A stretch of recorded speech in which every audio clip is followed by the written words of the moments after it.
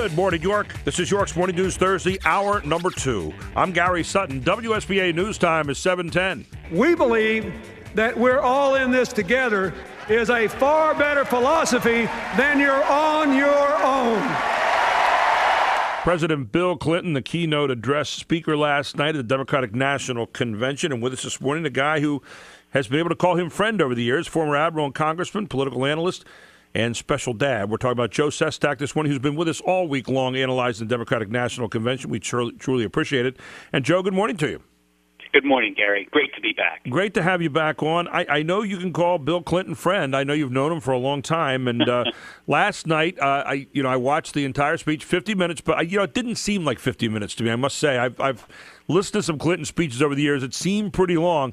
This one was, I thought, a masterful speech. Now, whatever people think of Bill Clinton, fine, but I thought it was a masterful speech and a much-needed speech for his party last night, particularly the parts where he talked about compromising and getting together and working out legislation, that kind of thing. You're absolutely right. He really did it, and he didn't do it in what has too much defined the campaigns. He didn't do it in a mean way. No. Not at all. He did it in a humorous way if he had to make some differences. But what he did, and he emphasized it early, is cooperation. Look, Bill Clinton, it was a tough negotiator with Newt Gingrich at the time that the government closed. But you know what? They came together and they cooperated. It was a Republican Congress. He was a Democratic president.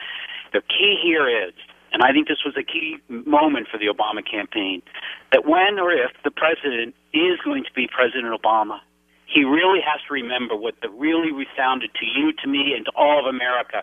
Gosh darn it, argue if you want to, but at the end of the day, civilly come together and cooperate, because America isn't about Democrats and Republicans. It's about an America that goes forward, and heaven forbid we need that. I thought he was, as you said, masterful. I thought he was masterful last night, without any buts.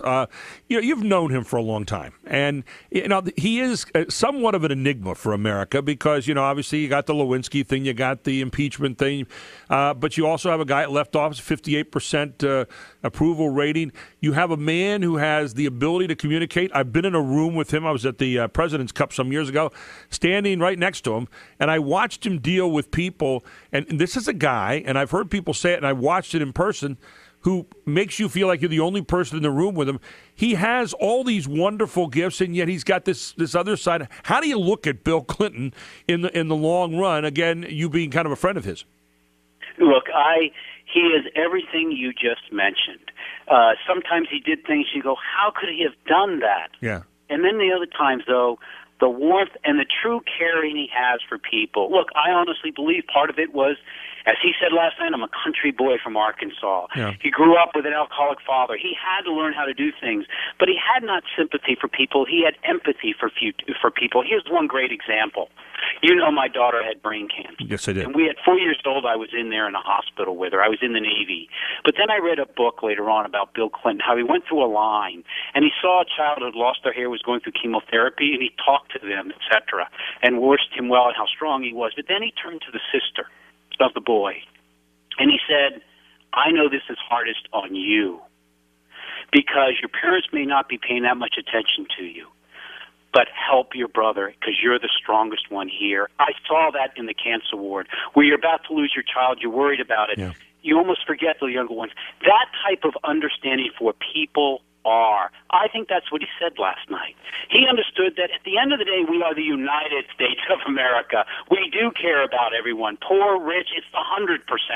And I think that's the tone that we most need in the future. I think he said a line last night, too, about I didn't learn to hate people over the years, as some people hate President Obama right now. And I thought that was interesting because here's a guy who gave examples last night. He said, I've worked with all kinds of presidents and other people as a governor and also as a president who have been Republicans. And, of course, a lot of us know about the President George H.W. Bush and the work that he did with him and even George W. Bush to some degree. So here's a guy that can say, hey, we have to work across the aisle. And, again, I think it was a real I won't say a warning, but maybe an instructive lesson for the people in that hall last night. About 10 seconds on this one.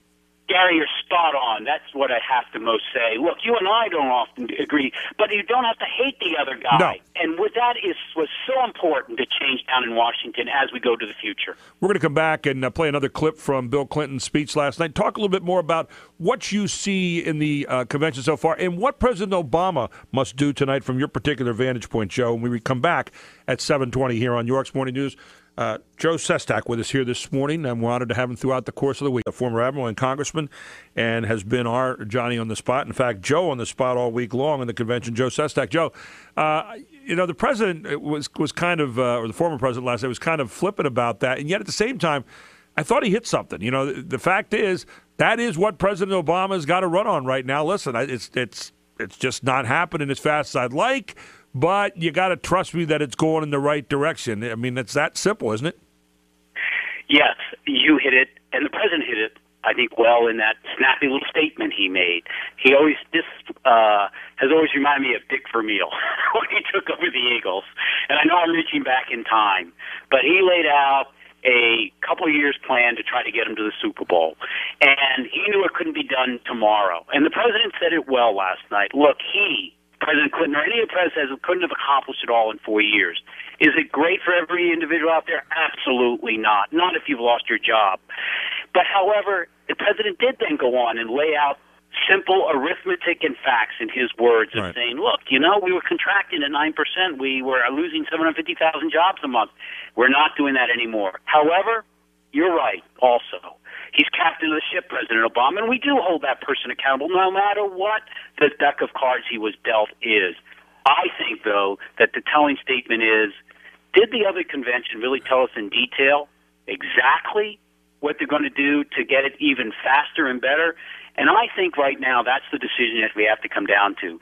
Policies have been established. Do you want to continue, or do you want to bet on the come that team that did give over catastrophe can do it better? Well, in fairness, I think both groups, these are cheerleading rallies for more intents and purposes, and all intents and purposes. And I think, when we get down to the debates, that's where people are going to hear the specifics, and that's where the specific questions will be asked. But I think there's something else here too, Joe. I wanted to bounce off you, and it's this. President Clinton had the ability when, he was president to go and work with other people. And one of the problems that we have here, and it's going to continue to be a point of contention, President Obama does not seem to have that ability. They say he works with other people. He has not shown that penchant so far as Bill Clinton did. And I've often said Bill Clinton out-Republicaned the Republicans when he worked with Newt Gingrich and other people. President Clinton has not been, or President Obama, has not been able to do that so far. And I think that's something that is a big difference. And many are saying, okay, the policies that he's doing right now, is it slowing down what could be a much faster recovery? And I think that's a legitimate question that people are going to have to ponder out there. About 30 seconds. Yes. Look, you said it well.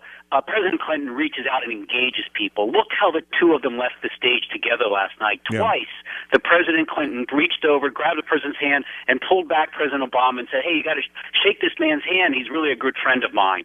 President Obama, good man, he's got to learn to engage with the other side personally, not just professionally, because relationships do matter. Well, and I think also ideology in place of really pragmatism is a problem, and I think it's just the opposite for Bill Clinton. Pragmatism in place of ideology is what always made him a little bit more successful, I believe, but we'll leave that for another day to discuss. Thanks so much, Joe. Appreciate it this morning. We're going to wrap things up tomorrow morning. We'll look forward to seeing what the president has to say tonight.